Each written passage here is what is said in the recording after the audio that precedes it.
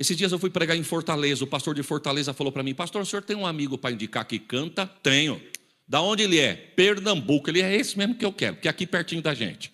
Indiquei. Moço polido, moço canta hino, tipo o irmão que veio cantar aqui o hino na hora da colheita, da oferta, aqueles hinos sacros, mas pensa, mas polido. Para falar, ele já é sem educação de tão educado. Ele catou o microfone, eu indiquei, nos encontramos no aeroporto, entramos no carro, chegamos na cidade do pastor, fomos para o hotel. Quando eu saí para ir para a igreja, ele já tinha ido uns minutinhos cedo. Quando ele foi se apresentar, ele deu um show na apresentação. Ele disse assim: eu quero agradecer a Deus por poder estar aqui. Ao meu amigo, o pastor Isaías de Oliveira, que me indicou. Quero agradecer a Deus pela vida do pastor fulano de tal, a sua esposa Ciclano e os seus 3 filhos, fulano, Bertano e Ciclano, sem olhar. Quero agradecer a Deus porque eu já peguei amizade com os músicos. Baterista, fulano, Deus abençoe. Tecladista, Ciclano, estou com você, meu irmão. E eu falei: meu Deus, como é que chama o pastor daqui mesmo, Jesus?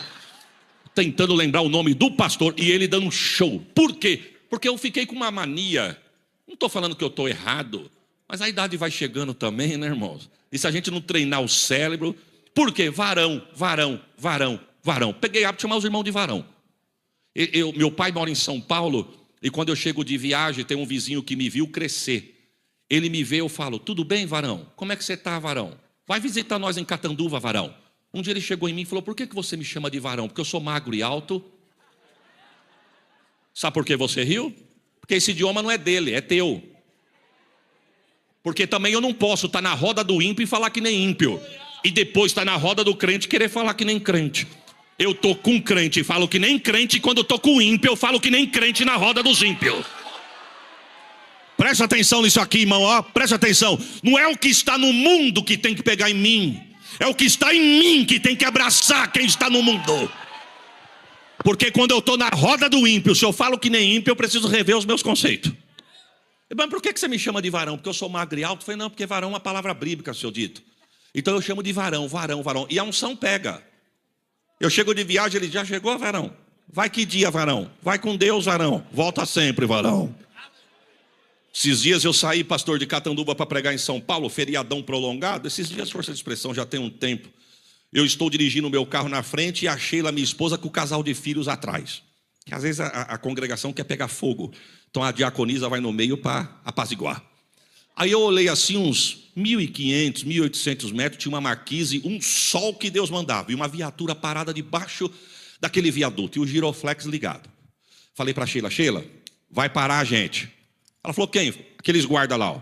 Ela se debruçou, falou: meu Deus, mas como você sabe que vai parar a gente? Porque ele está olhando para nós. Aí ela olhou para os lados, falou: mas tem mais 4 carros vindo com a gente, vai passar junto com a gente, é 5, por que vai parar a gente? Falei: porque os 4 é novo, o nosso não é. Eu não sei se eu estava com a tocha da revelação, se eu profetizei, mas parou, foi nós mesmo. O guarda entrou e... Quando eu parei, o guarda veio, um homem alto, magrão, poucas palavras. Ele olhou para mim e falou assim: documento do carro, a sua habilitação e o extintor do veículo. Fazia 15 dias que eu tinha comprado o carro, irmão. Peguei o documento, peguei a habilitação. Falei para Sheila: Sheila, você tirou carta agora, onde está o extintor, filho? Ela falou: não sei. Falei: mas você tirou a carta agora? Ela falou: e você que tem 10 anos? Falei: seu guarda, eu não sei onde está o extintor. Ele, com essa simpatia, disse: ó, debaixo do banco. Quando eu olhei, só andava de Fusca, irmão, era pendurado aqui, agora debaixo do banco eu não achei. Tirei o véu, catei o extintor, dei para ele, ele olhou e falou assim: você vai ser multado, vai ser autuado. Falei: por quê? Ele falou: porque o seu extintor venceu faz quase uma semana. Falei: ô varão, não faz isso comigo não. Ele falou: você me chamou do quê? Falei: meu Deus, até eu explicar para esse terra o que é varão. Falei: seu guarda, me desculpa, é que eu sou pastor e varão é uma palavra bíblica, eu tenho o hábito de chamar os outros de varão, me desculpa. Ele falou: não, irmão, me perdoa também, é porque passou uma carreta aqui no barulho eu não ouvi, mas eu também sou crente, a paz do Senhor.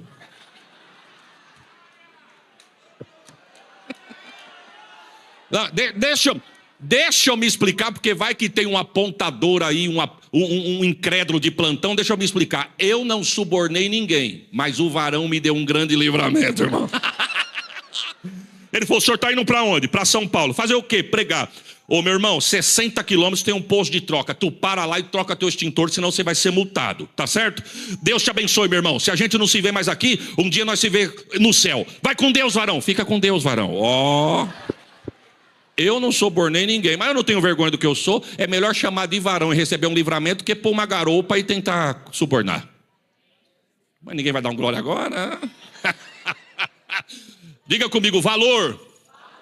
Caráter. Irmão, você pode estar onde você quiser. Você não é de lá.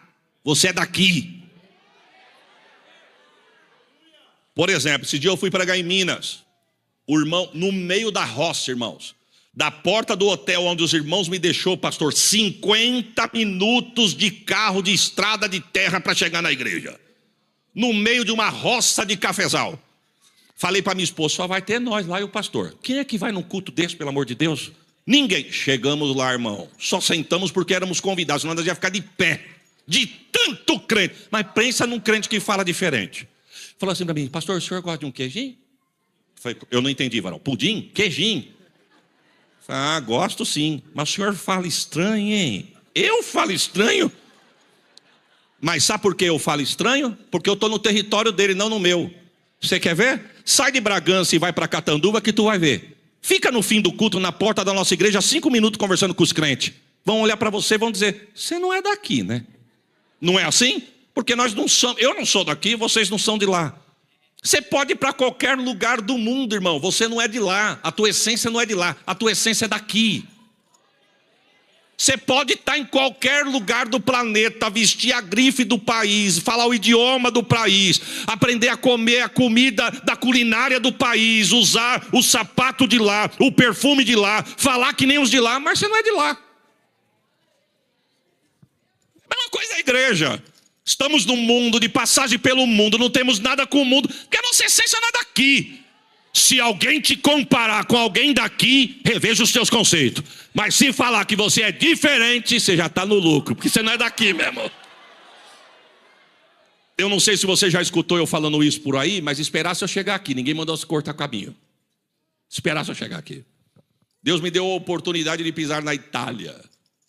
Me lembrei agora. Meu Deus mesmo, varão. Não sei quem foi, de onde veio, mas eu quero voltar lá. Quando eu cheguei lá na Itália, o pastor falou assim para mim, nós estávamos em Roma. O irmão falou para mim, o senhor já ouviu? O senhor sabia que o senhor está na terra do melhor sorvete do mundo? Falei, não, pois o senhor está. Falei, então vamos experimentar esse sorvete? Ele falou, vamos. Eu falei, onde é a sorveteria? Ele falou, tudo que você está vendo de porta escrito gelato é sorveteria. Falei, então vamos tomar um agora? Ele falou, não dá. Falei, por quê? Você está sem dinheiro? Ele falou, não, sem dinheiro não, dinheiro eu tenho, o que eu não sei é falar italiano. Como que ele vai falar italiano para pedir sorvete? Falei para ele, meu irmão, e quem disse que precisa saber falar em italiano para pedir sorvete? Ele disse para mim, como é que você perde um sorvete sem falar? Falei, igual a minha filha. A Sara, quando chegamos em Catanduva, ela tinha 2 anos. Ela não gostava que pedia para ela. Ela queria ela pedir, mas não alcançava o balcão. A minha esposa puxava a cadeira, colocava ela em cima e ela sempre escolhia 2 sabores. Ela fazia assim, ó.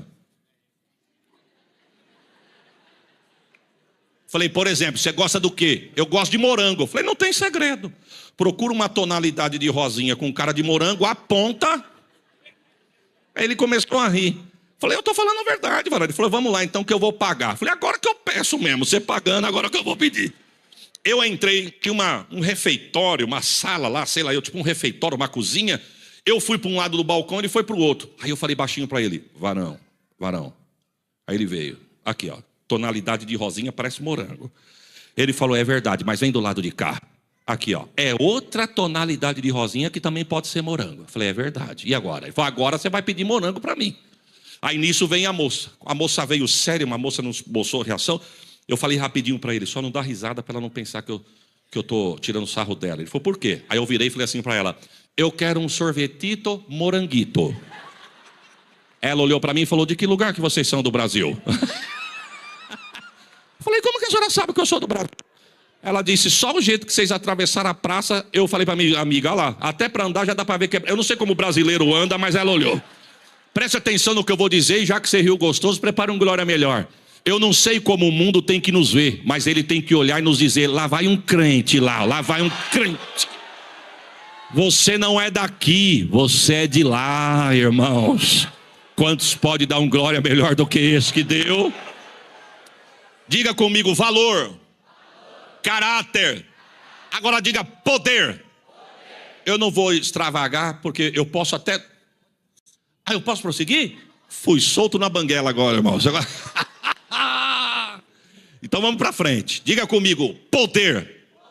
O crente tem que ter. Olha, irmão, Deus não está atrás de voz bonita, não. E eu não estou falando para quem canta bem não cantar mais. Pelo contrário, você tem que cantar com graça. Você tem que cantar com poder. Vamos lá? Você tem que cantar com... Não adianta eu vir aqui começar a vomitar um monte de versículo e falar o texto e tal, e trazer coisa, porque tem gente que quer cavucar tanto o poço que em vez de tirar água, tira lama, de tão profundo que quer ser.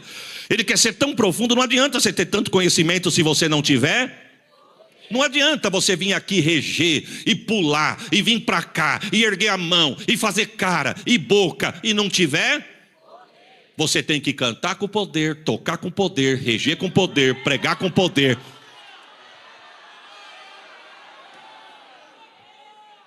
Irmãos, pastor, com todo o respeito, não é culto de ensino não, mas me abre uma brecha aqui, 2 minutos. Preste atenção no que eu vou dizer, irmãos. Se nós não tomarmos cuidado, a igreja vai perder o poder e ficar só com o movimento. Nós estamos vivendo a geração do arrepio. Se a pessoa cantar e eu não me arrepiar, ela não cantou bem. E quem disse que arrepio significa alguma coisa, irmão? Quem disse? Se a pessoa pregar e não tiver um glória, sim, pregador aí, ó. Quem disse? Paulo e Silas, meia-noite, falou assim: ô Silas, vamos cantar um hino? Rapaz, mas tá dolorido. O corpo tá dolorido, mas a garganta tá boa.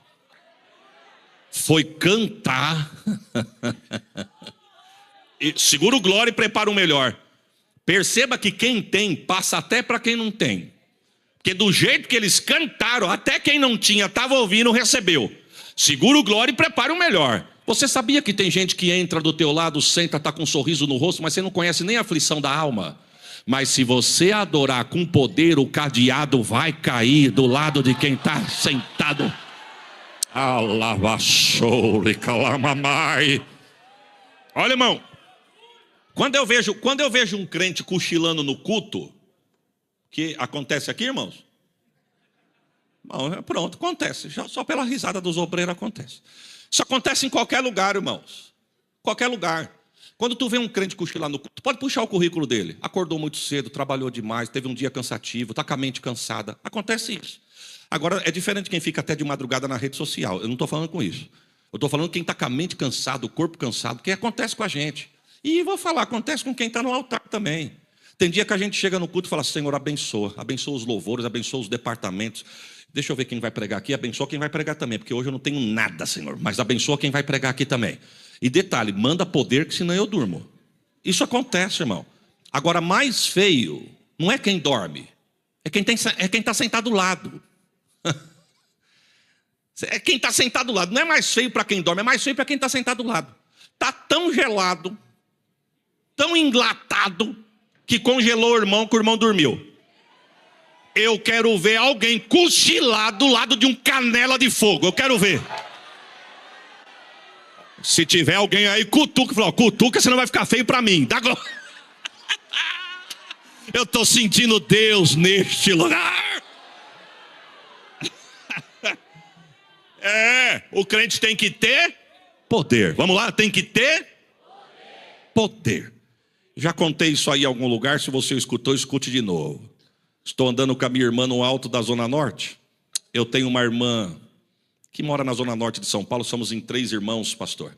Eu sou o caçula dos 3, estou em Catanduva. A mais velha está em Osasco. E a minha irmã do meio mora na Zona Norte.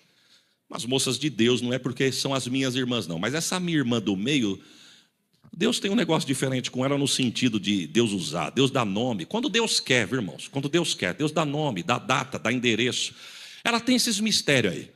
E resumindo, por causa do horário, nós estamos vindo na Casa Verde, Avenida Casa Verde, passando por um murão de uma escola. Ela tinha acabado de receber uma oferta, porque ela estava com o casamento marcado e o padrinho chamou ela para dar. Falou: ao invés de eu te dar presente, eu vou te dar em dinheiro. E detalhe, isso foi umas 11 horas, e 9 horas da manhã, Deus usou uma profeta no círculo de oração dizendo: eu vou te socorrer hoje e te entrego uma quantia na tua mão. Ela ficou tão contente, ela foi na casa do padrinho, me chamou para mim junto, catou o dinheiro, colocou na bolsa e estamos voltando para casa para pegar o ônibus. E ela contente, ela: meu Deus, Deus usou a irmã 9 horas da manhã, 11 horas eu estou com o dinheiro na mão, que bênção, hein? Quanto será que deve estar aqui? Eu falei: ter aqui. Falei para ela: deixa para abrir em casa, que na rua contar dinheiro não é muito bom. De repente vem 2 indivíduos ao nosso encontro. Um da minha altura, o outro um pouquinho mais alto do que eu. O mais alto era o mais mal criado. O mais alto olhou para ela, ele começou a vir na nossa direção. Aí eu abri para a guia, ela abriu para o paredão da escola, eles foram para o lado dela. Ela veio para o meu lado, eles vieram. Eu falei, você conhece? Não. Então vamos atravessar. Quando eu fui atravessar, ônibus passando, não deu para atravessar, eles aceleraram, nos encurralaram no muro. O mais alto disfarçou, coçando assim o bigode aqui, olhou para um lado, olhou para o outro, disse, é um assalto, passe a bolsa. Ela olhou para ele e falou, como é que é? Ele disse, cala a boca e passa a bolsa. Aí eu olhei para ela e falei, filha, é um assalto. Porque eu gostei de você, sonoplasta, nós estamos juntos, viu, varão? Eu olhei para ela, porque eu fiquei com medo, por menos que isso, pessoas perdem a vida. E ela perguntou, e ele nervoso, agitado, e o menorzinho olhando para um lado, olhando para o outro. Aí eu olhei para ela para falar, filha, é um assalto, passa a bolsa. Não questione, mas ela é totalmente diferente de mim, da minha irmã mais velha. Eu e minha irmã somos mais morenos de pele, ela é bem branquinha, com o rosto cheio de sardinhas. Quando a gente era pequenininha, a gente até brincava dizendo que ela tinha sido adotada. E ela bem branquinha, com o rosto cheio de sardinha. Mas quando eu olhei para ela, ela estava vermelha que nem o uniforme dos irmãos. Eu vi Deus nela, eu fiquei valente, mano. Falei, conheço o Deus que eu sirvo, a irmã que eu tenho. Eu vi Deus nela. Ela pegou a bolsa, foi dar para ele. Quando ele foi pegar, ela puxou, falou, só um minutinho. Vocês podem até levar a bolsa. Vocês vieram pensando que vieram me assaltar, mas Deus diz que pela resposta da oração da mãe de um de vocês, Deus marcou esse encontro conosco aqui. Vocês vieram pensando que ia levar o que é meu, vocês vão levar o que Deus está dando agora. Colocou a bolsa no ombro, apontou um dedo para cada um, porque quem tem até na ponta dos dedos, irmão. Moisés tinha nas mãos, Sansão nos cabelos, Davi nos dedos, Eliseu nos ossos, Pedro na sombra, Paulo nas vestes, prepare um glória. Jesus tinha unção no corpo inteiro. E Jesus disse que os sinais seguirão aos que crê. Se você crê, receba poder de Deus aí, agora. Para cantar, para pregar, para tocar, para adorar, para glorificar.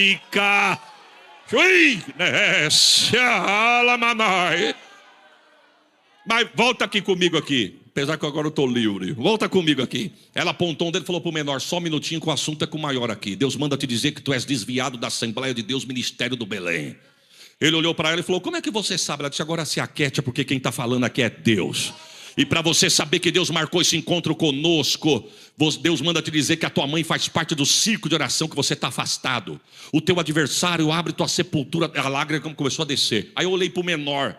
O menor assustado, olhando para ela, olhando para ele, olhando para ela, olhando para ele. Eu percebi que ele não era do manto.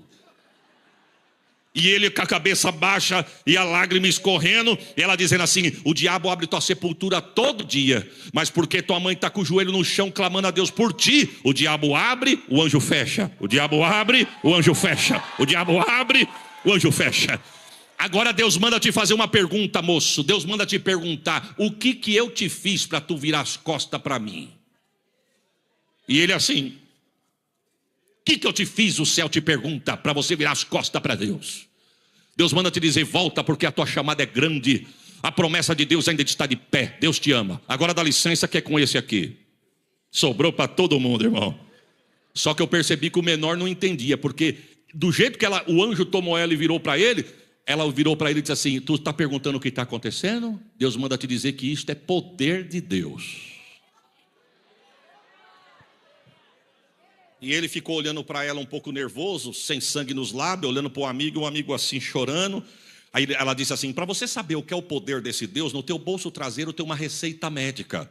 E a tua mãe está doente em cima da cama. E você não é ladrão e nem ele, mas vocês tiveram a ideia de assaltar para comprar remédio para tua mãe. Mas Deus manda te dizer, vai para a igreja com ele e me aceita, que eu vou te abrir uma porta tão grande que tu vai ter para dar e não vai precisar pegar de volta. Agora, seguro glória. Agora vocês me dão licença porque eu sou crente. Crente não tem tempo de ficar meio-dia na esquina participando de assalto. Deus vos deu um bom dia e volta para Jesus. Isaías, vamos embora. O crente cheio da unção, manda a glória para cima e recebe poder. Ele passa o mar vermelho, sai do lado de lá. Ele, só as vozes. Ele ora a Deus da cova, faz leão.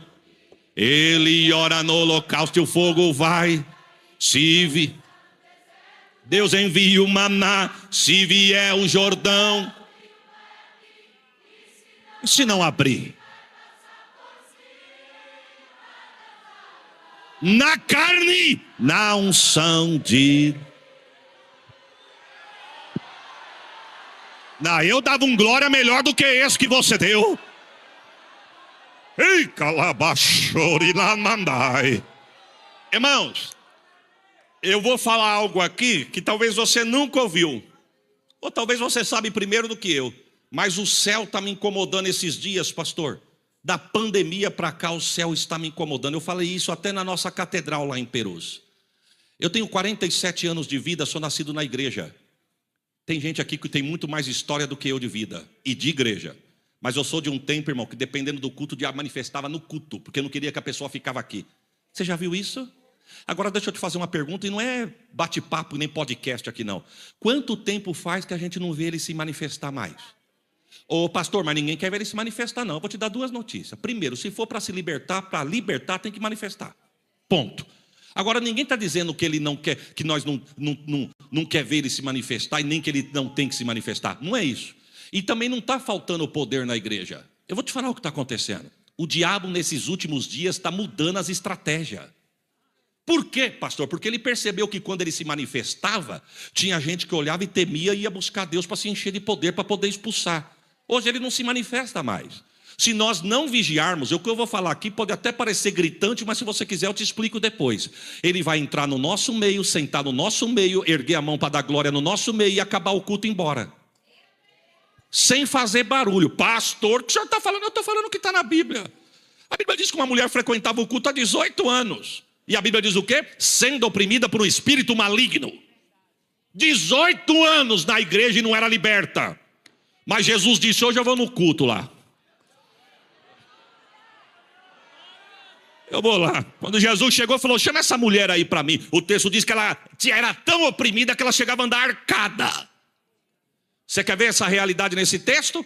No mar da Galileia, na grande tempestade, quando Jesus acalma, aquela tempestade não foi natural, foi espiritual. O diabo não queria que Jesus chegasse em Gadara. O que ele fez? Vamos falar o linguajar de hoje. Ele se manifestou. Os discípulos não sabiam nem o que fazer. Mas quando viram que não era para eles, lembraram que tinha Jesus. É assim ou não é? Quando a gente era pequeno, que negócio rugia, eu olhava, ficava amarelo. Minhas irmãs também, minha mãe dizia, não tenha medo, você é crente. Clama pelo sangue. É assim que o crente vence ele. Clama pelo sangue.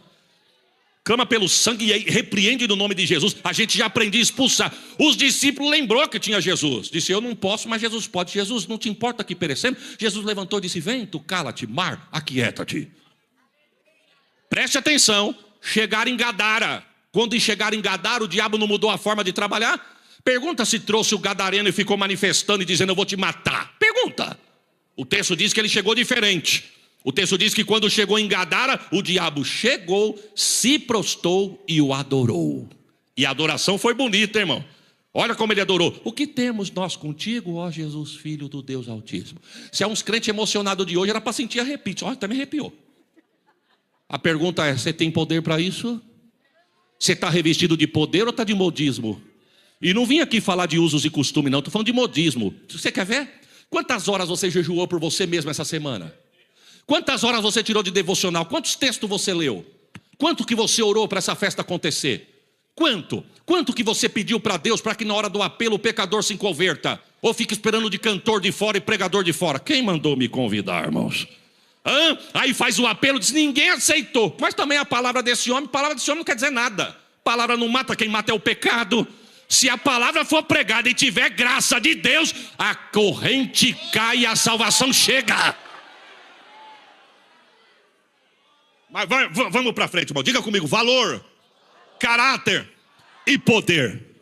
Aí Jesus diz assim, ó, e ser-me-eis testemunhas. Não é assim que diz o versículo? E ser-me-eis o quê?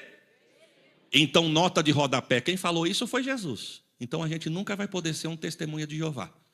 O máximo que dá para nós é testemunha de Jesus. E detalhe, preste atenção que esse artigo aí faz toda a diferença. E ser-me-eis testemunha, tanto em Jerusalém, se tivesse escrito assim, ó, tanto em Jerusalém, como em toda a Judéia, Samaria e até os confins da terra. Era uma coisa, mas olha como está o texto. Ser-me-eis testemunhas, tanto em Jerusalém e Samaria e toda a Judéia e até os confins da... Esse e faz toda a diferença. Qual que é a diferença, pastor? Isso aqui tem ordem, irmão. Tem gente que não saiu nem de Jerusalém ainda, já quer ir para os confins da terra. O que você quer fazer nos confins da terra se você não se encheu nem de poder ainda em Jerusalém?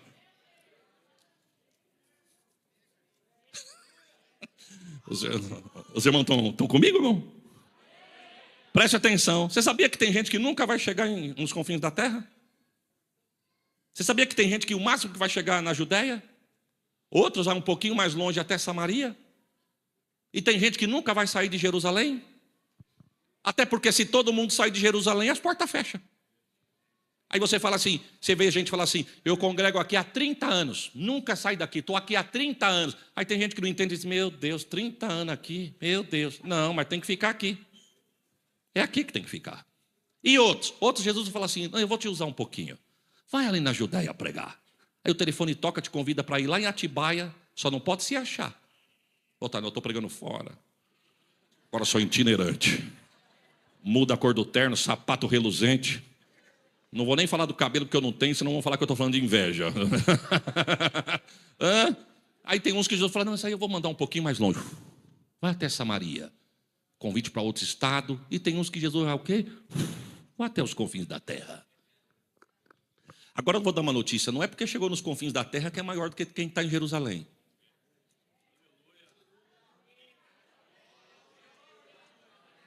E vou falar para você que tem chamado. Assim, eu preciso sair daqui. Por que você quer sair daqui, irmão? Porque ninguém me vê, varão. Eu tenho uma chamada forte. Jesus já falou para mim que a chamada é forte. Mas nunca ninguém me chama, eu vou para onde estão me oferecendo. Oportunidade, microfone, credencial. Meu irmão, se você mudar de igreja por causa de cargo, fica tranquilo. Você pode ser ungido por mão de homem, mas graça de Deus você nunca vai ter. Viu? Quem está atrás de título, meu irmão, fica tranquilo que o que é teu, ninguém vai tomar o que Deus falou que é teu. Quando eu fui para Catanduva, pastor, eu morava em São Paulo, perto de 2 aeroportos, agenda a maioria em São Paulo. Jesus usou um profeta e disse, eu vou te esconder lá em Catanduva. Eu estou morto. Jesus do céu, estou na capital. O senhor vai me esconder em Catanduva? Eu estou morto. Só que eu vou te dar uma notícia. Morando no meio do mato, já fui para a Europa 3 vezes, para Israel 2 vezes, para os Estados Unidos 2 vezes. E estou viajando o Brasil inteiro. Porque o segredo não é o lugar, é o que está em você, que é a promessa de Deus.